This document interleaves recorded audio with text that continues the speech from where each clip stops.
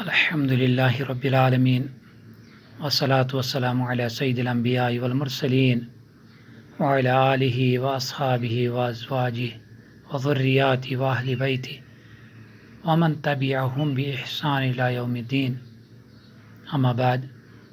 السلام علیکم ورحمۃ اللہ وبرکاتہ۔ پیارے بچوں، امید کرتے ہیں کہ اللہ کے فضل و کرم سے آپ سب خیر و عافیت سے ہوں گے۔ تو آج ہم سورۃ الناس پڑھیں گے۔ ناس کے معنی ہے لوگ۔ تو سورۃ الناس یہ مدنی سورہ ہے۔ سورۃ الناس اور سورۃ الفلق ان دونوں میں تھوڑا سا اختلاف یہ ہے کہ یہ مدنی بھی ہیں اور مکی بھی۔ کچھ لوگوں کے نزدیک یہ مدنی ہیں، کچھ کے نزدیک یہ مکی ہے۔ اکثر علماء کی رائے یہ ہے کہ یہ مدنی سورہ ہے، کیونکہ یہ جو واقعہ ہوا ہے رسول اللہ صلی اللہ علیہ وسلم کے ساتھ، ایک کم سے کم 7 ہجری کا واقعہ ہے، جو جادو کیا گیا تھا رسول اللہ صلی اللہ علیہ وسلم پر۔ تو 7 ہجری کا واقعہ ہے وہ، اور اسی اثنا میں رسول اللہ صلی اللہ علیہ وسلم پر یہ 2 صورتیں نازل ہو گئی اور وہ بالکل شفایاب ہو گئی۔ وہ تو آپ کو معلوم ہے کس طرح۔ لیکن کچھ علماء کی رائے یہ ہے کہ یہ مکی ہے۔ اب ان میں یہ تطبیق بھی ہوتی ہے کہ یہ 2 مرتبہ یہ صورت نازل ہوئی، ایک تو پہلے مکہ میں نازل ہوئی ہے اور بعد میں یہ مدینے میں بھی نازل ہوئی۔ اس میں 6 آیتیں ہیں۔ سورۃ الناس میں 6 آیتیں ہیں۔ پہلے ہم سورہ پڑھیں گے، اس کے بعد اس کی میننگ کریں گے۔ اعوذ باللہ من الشیطان الرجیم، بسم اللہ الرحمن الرحیم، قل اعوذ برب الناس، ملک الناس، الہ الناس، من شر الوسواس الخناس، الذي يوسوس في صدور الناس من الجنة والناس۔ شروع اللہ کے نام سے جو بے حد مہربان نہایت رحم والا ہے۔ قل اعوذ برب الناس، تو کیا میں پناہ میں آیا لوگوں کے رب کی۔ قل کے معنی ہے کہنا۔ اللہ کے حبیب صلی اللہ علیہ وسلم سے کہا جاتا ہے کہ آپ صلی اللہ علیہ وسلم کہیے اعوذ، میں پناہ میں آتا ہوں، برب الناس، لوگوں کے رب کی، ملک الناس، لوگوں کے بادشاہ کی، ملک کہتے ہیں بادشاہ کو، الہ الناس، لوگوں کے معبود کی، من شر الوسواس، بدی سے اس کی جو پھسلانے اور چھپ جائے، الخناس چھپنے کے معنی میں ہے یہاں، جو بار بار پیچھے ہٹ جاتا ہے۔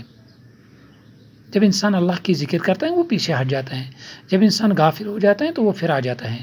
اس لیے جیسے انسان اللہ کا ذکر کرتا ہے تو وہ الخناس یعنی پیچھے ہٹ جاتا ہے۔ الذی یوسوس فی صدور الناس، وہ جو خیال ڈالتا ہے لوگوں کے دل میں، من الجنۃ والناس، جنوں میں اور آدمیوں میں، وہ جنوں میں سے بھی ہو سکتے اور لوگوں میں سے بھی۔ یہ سورۃ الناس ہے، تو اس کی تھوڑی سی ہم وضاحت کریں گے تفسیر کے حوالے سے ہی کہ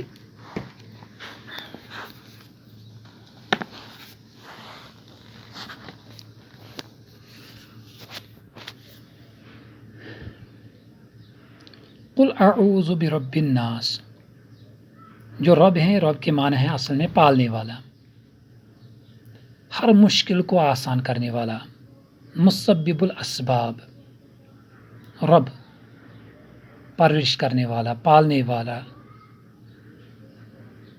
تو ہر حال کی اصلاح کرنے والے کے ہیں، یعنی ہر حال میں جو اصلاح کرتا ہے، ہر حال میں جو درستگی کرتا ہے، اس جگہ رب کی اضافت ناس کی طرف کی گئی ہے اور پہلی سورہ میں فلق کی طرف۔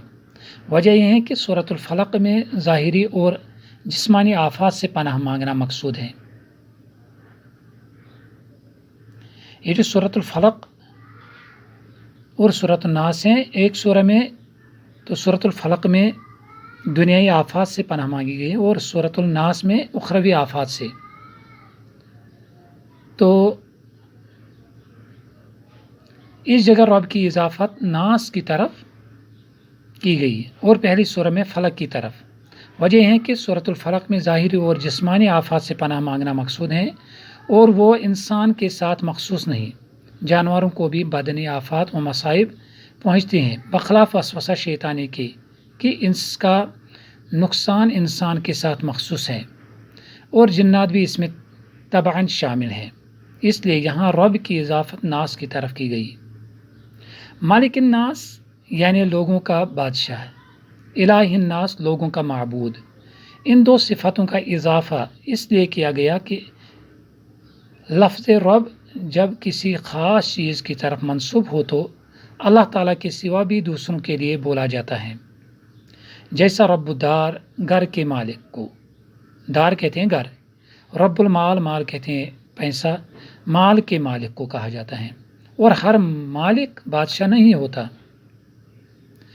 اس لیے ملک کا اضافہ کیا گیا۔ ملک یعنی بادشاہ، وہ رب یعنی مالک بھی ہیں اور ملک بھی، مالک بھی ہیں اور ملک یعنی بادشاہ بھی ہے۔ پھر ہر بادشاہ معبود نہیں ہوتا، اس لیے تیسری صفت ذکر فرمائی الہ، الہ کے معنی ہے معبود، الہ الناس۔ تو یہ تین صفتیں آ گئی، رب اور ملک اور الہ، رب ملک اور الہ۔ ان تین صفتوں کو جمع کرنے میں حکمت یہ ہے کہ ان میں سے ہر صفت حفاظت کی داعی ہے، یعنی رب بھی حفاظت کرتا ہے کیونکہ ہر مالک اپنے مملوک کی حفاظت کرتا ہے، یعنی جو اس کی رعایا ہوتی ہیں، جو اس کے آس پاس جو اس کے باشندے ہوتے ہیں، اسی طرح ہر بادشاہ اپنی رعیت کی حفاظت کرتا ہے، اور معبود کو اپنے عابد کے لیے محافظ ہونا تو سب سے اظہر ہے۔ جو معبود ہوتا ہے جس کی ہم عبادت کرتے ہیں، وہ اپنے عابدوں کی حفاظت خود ہی کرتا ہے۔ یہ تینوں صفتیں صرف حق تعالیٰ میں جمع ہیں، اللہ تعالیٰ میں جمع ہے۔ کیا کیا؟ رب، ملک اور الہ یعنی معبود، اس کے سوا کوئی ان صفتوں کا جامع نہیں، اس لیے اس کی پناہ حاصل کرنا سب سے بڑی پناہ ہے، اس کی پناہ حاصل کرنا سب سے بڑی پناہ ہے۔ جو من شر الوسواس الخناس، اب یہاں شر الوسواس، وسوسہ ڈالنے والے کے شر سے، لیکن ہیں کون وہ؟ خناس، خناس، خنس سے مشتق ہے، خنس سے خناس مشتق ہے، جس کے معنی پیچھے لوٹنے کے ہیں، یعنی جو پیچھے بار بار بھاگتا رہتا ہے۔ شیطان کو خناس اس لیے کہا گیا کہ اس کی عادت یہ ہے کہ انسان جب اللہ کا نام لیتا ہے تو پیچھے بھاگتا ہے، پھر جب ذرا غفلت ہوئی پھر آ جاتا ہے، پھر وہ اللہ کا نام لیتا ہے تو پھر پیچھے لوٹ جاتا ہے، یہی عمل مسلسل جاری رکھتا ہے۔ رسول اللہ صلی اللہ علیہ وسلم نے فرمایا کہ ہر انسان کے قلب میں دو گھر ہیں، ایک میں فرشتہ رہتا ہے اور دوسرے میں شیطان۔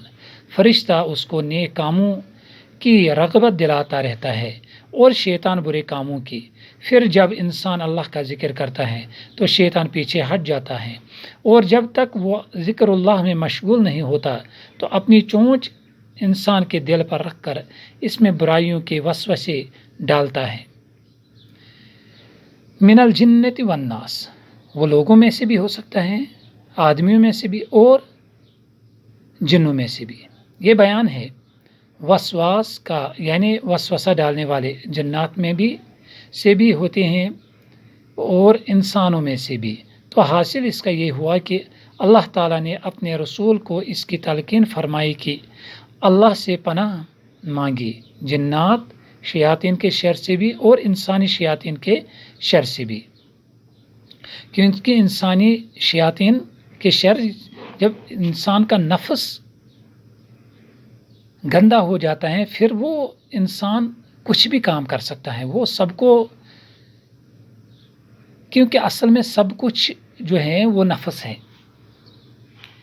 جب جو انسان نفس پرست ہوتا ہے، جو اپنے نفس کا مانتا ہے، تو وہ بہت شیطانوں سے بھی بڑا شیطان ہو جاتا ہے. کیونکہ یہ نفس پرستی جو ہے یہ انسان کو، یہ بھی ایک قسم کی مشرکانہ عادت ہے.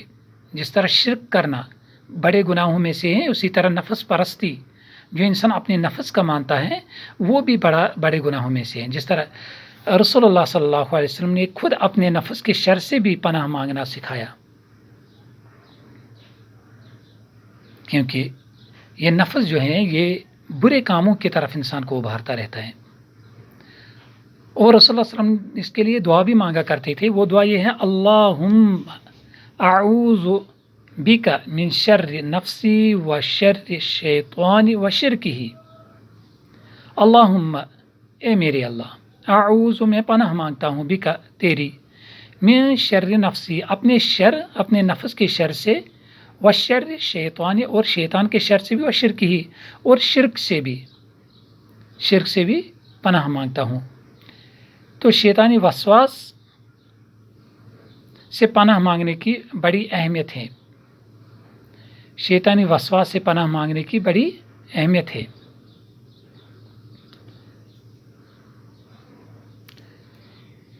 ابن کثیر علیہ رحمہ نے فرمایا کہ اللہ تعالیٰ نے اس سورہ میں انسان کو اس کی تلقین فرمائی ہے کہ اللہ تعالیٰ کی یہ 3 صفتیں، رب، مالک اور الہ، ذکر کر کے اس سے شیطانی وساوس اور وساوس سے پناہ مانگنا چاہیے. کیونکہ ہر انسان کے ساتھ ایک کرین کہتے ہیں عربی میں ساتھی کو، شیطان لگا ہوا ہے، جو ہر قدم پر اس کوشش میں لگا رہتا ہے کہ انسان کو تباہ و برباد کر دے. اول تو اس کو گناہوں کی رغبت دیتا ہے اور طرح طرح سے اس کو بہلا کر گناہوں کی طرف لے جاتا ہے. اگر اس میں کامیاب نہ ہوا تو انسان جو طاعات و عبادت کرتا ہے اس کو خراب اور ضائع کرنے کے لیے ریا، نمود اور غرور، تکبر کے وسوسے دل میں ڈالتا ہے. علم والوں کے دلوں میں عقائد حقہ کے متعلق شبہات پیدا کرنے کی کوشش کرتا ہے. اس کے شر سے وہی بچ سکتا ہے جس کو اللہ ہی بچائے. رسول اللہ صلی اللہ علیہ وسلم نے فرمایا کہ تم میں کوئی آدمی ایسا نہیں جس پر اس کا قرین یعنی ساتھی شیطان مسلط نہ ہو. صحابہ نے عرض کیا: یا رسول اللہ صلی اللہ علیہ وسلم، کیا آپ کے ساتھ بھی یہ قرین یعنی ساتھی؟